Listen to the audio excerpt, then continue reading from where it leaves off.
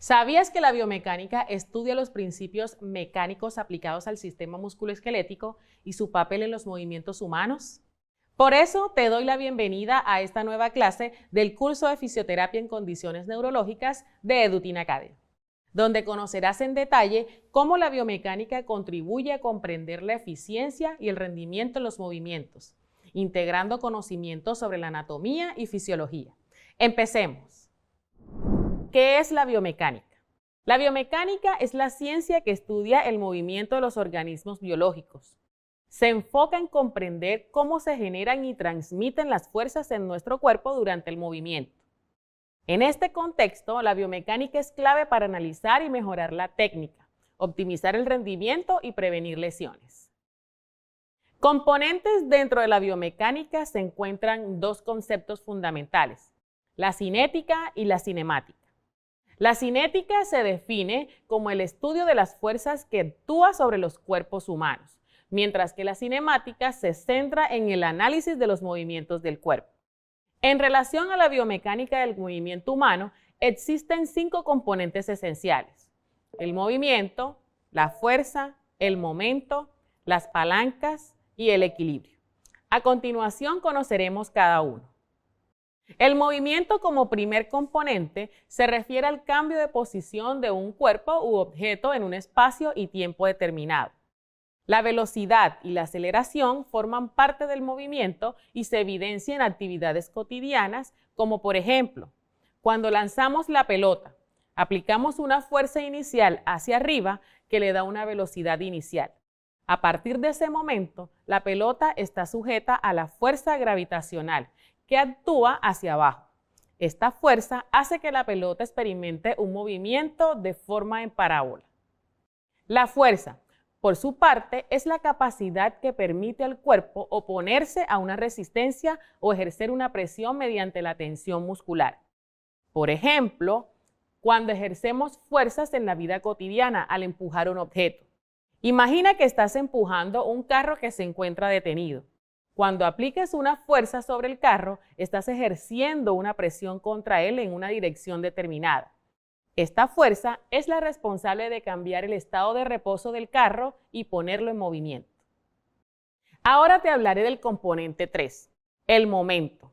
Es el resultado de la masa en movimiento y está relacionado con la cantidad de masa involucrada en un movimiento específico. Por ejemplo, imagina que estás jugando béisbol. Cuando golpeas la pelota con el bate, le das un impulso y ésta sale volando. En ese momento, la pelota adquiere un momento lineal. Cuando más fuerte golpees la pelota o más rápido se está moviendo, mayor será el momento lineal que le estás transfiriendo. Ahora hablemos de las palancas. Son estructuras que modifican o generan fuerza y transmiten desplazamiento. Por ejemplo, los brazos y las piernas funcionan como palancas para levantar objetos. Un ejemplo de palanca en el deporte es el lanzamiento de jabalina. La palanca se crea al extender el brazo hacia atrás con la jabalina en la mano y luego lanzarla hacia adelante. Al aplicar una fuerza en la extensión opuesta a la jabalina, el deportista utiliza el brazo como una palanca para amplificar la fuerza aplicada y lanzar la jabalina a una distancia mayor. El componente número 5 es el equilibrio. Este es la estabilidad del cuerpo alcanzada al equilibrar las fuerzas en juego.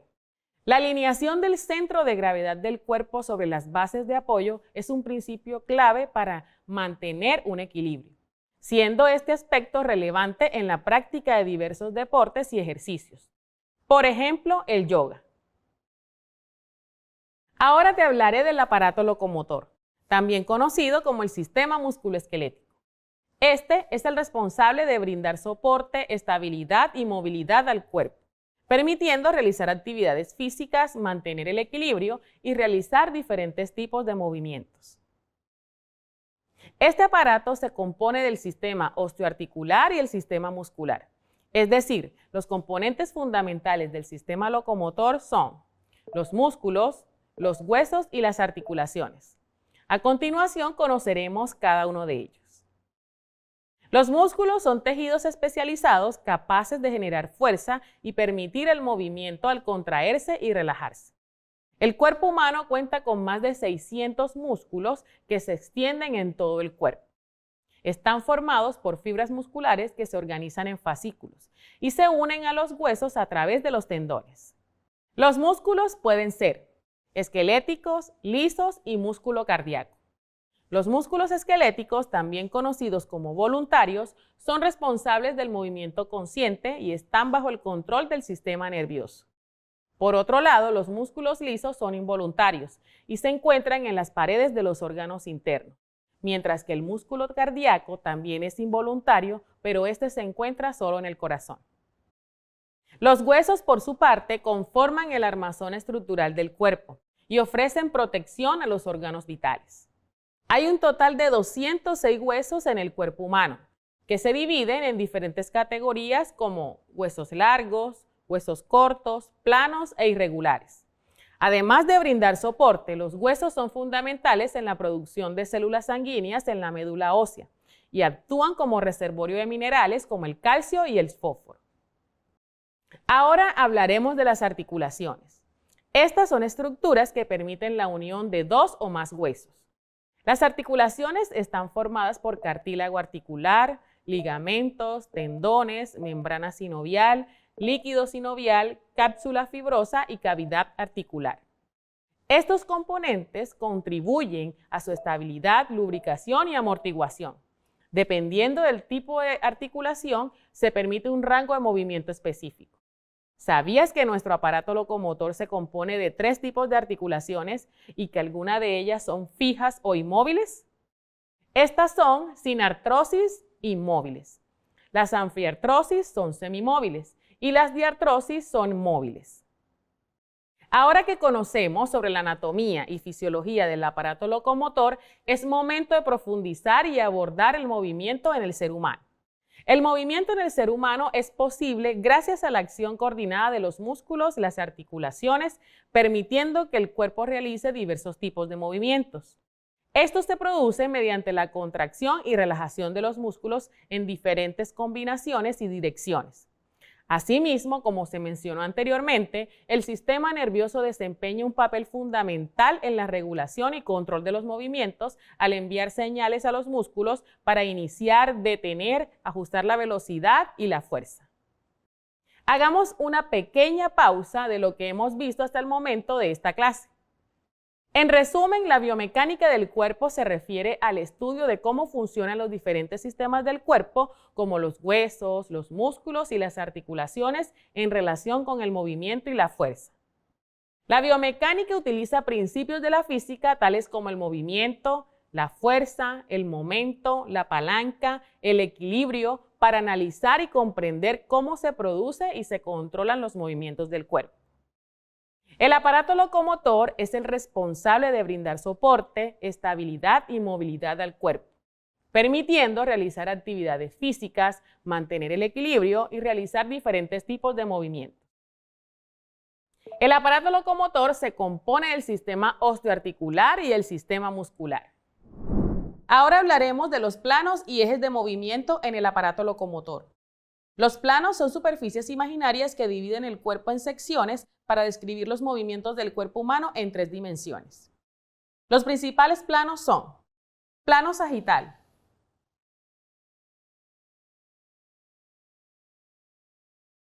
plano frontal,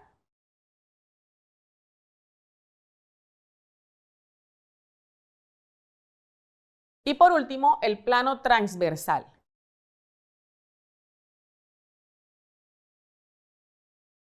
A continuación te explicaré cada uno de ellos. Plano sagital. Se caracteriza por un corte vertical que pasa por delante y por detrás del cuerpo, dividiéndolo en 2 mitades. Tu lado izquierdo y tu lado derecho.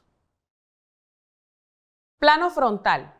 Este plano divide el cuerpo en 2 mitades,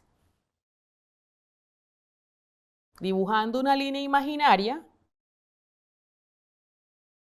y divide en una cara anterior y en una cara posterior. Y el plano transversal divide el cuerpo humano en 2 mitades, imaginando la línea desde el ombligo Divide el cuerpo en parte superior y en una parte inferior. Ahora que ya conoces los planos, te enseñaré cuáles son los ejes del cuerpo humano. Los ejes del cuerpo son líneas rectas que atraviesan el cuerpo a modo de flechas y describen los principales puntos pivotantes o de rotación del movimiento. Los principales ejes son eje anteroposterior,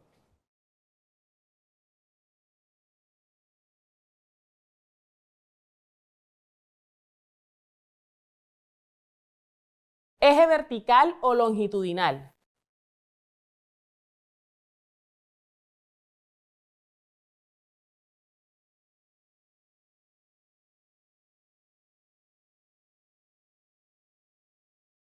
y el eje transversal.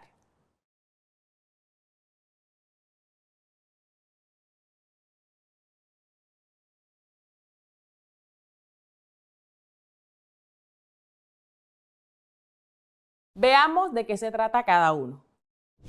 El eje anteroposterior es una línea imaginaria que se dirige de adelante hacia atrás y se encuentra perpendicular al plano frontal.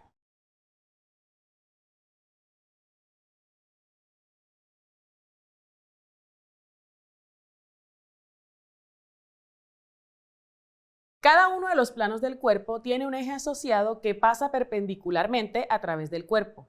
Por lo tanto, el movimiento se produce en un plano y alrededor de un eje. La abducción y la aducción se llevan a cabo en el plano frontal alrededor del eje anteroposterior. Por ejemplo, cuando un portero intenta desviar un balón separando sus brazos del tronco. El eje vertical o longitudinal se define como una línea imaginaria que se dirige de arriba hacia abajo y se encuentra perpendicular al plano transversal.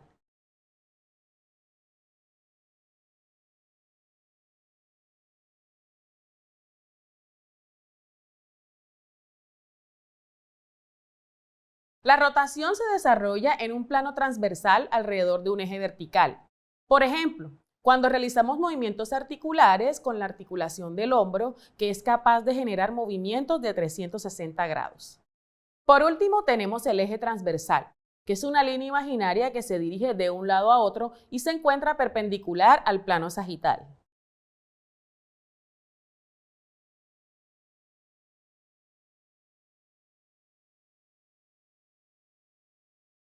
La flexión y la extensión se producen en un plano sagital alrededor de un eje transverso. Por ejemplo, al realizar sentadillas en el gimnasio. Conozcamos por qué son importantes los planos y ejes de movimiento en el aparato locomotor. Cada plano se va a relacionar directamente o de forma predominante con un eje en específico. El eje anterior con el plano frontal. El eje longitudinal con el plano transversal y el eje transversal con el plano sagital, como podemos verlo en la imagen.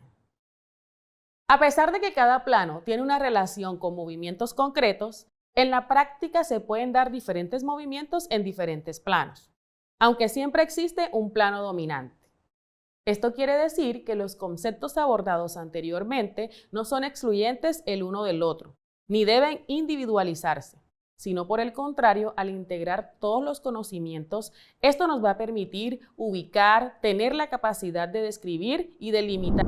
Al conocer la anatomía y fisiología del sistema musculoesquelético y comprender el movimiento humano y la biomecánica aplicada al movimiento corporal, has adquirido una visión integral de la complejidad y la eficiencia del cuerpo humano en acción. Estos conocimientos no solo son fundamentales para los profesionales de la fisioterapia, sino que también permiten una apreciación más profunda de la interacción entre las estructuras y la funcionalidad. Ahora te invito a compartir tu opinión sobre la clase y responder a la siguiente pregunta. ¿De qué manera crees que la aplicación de los principios biomecánicos puede influir en la optimización y rehabilitación de pacientes con condiciones neurológicas? Estaré encantada de leerte en la sección de comentarios de este video. Nos vemos en la siguiente clase del curso de fisioterapia en condiciones neurológicas de Edutin Academy.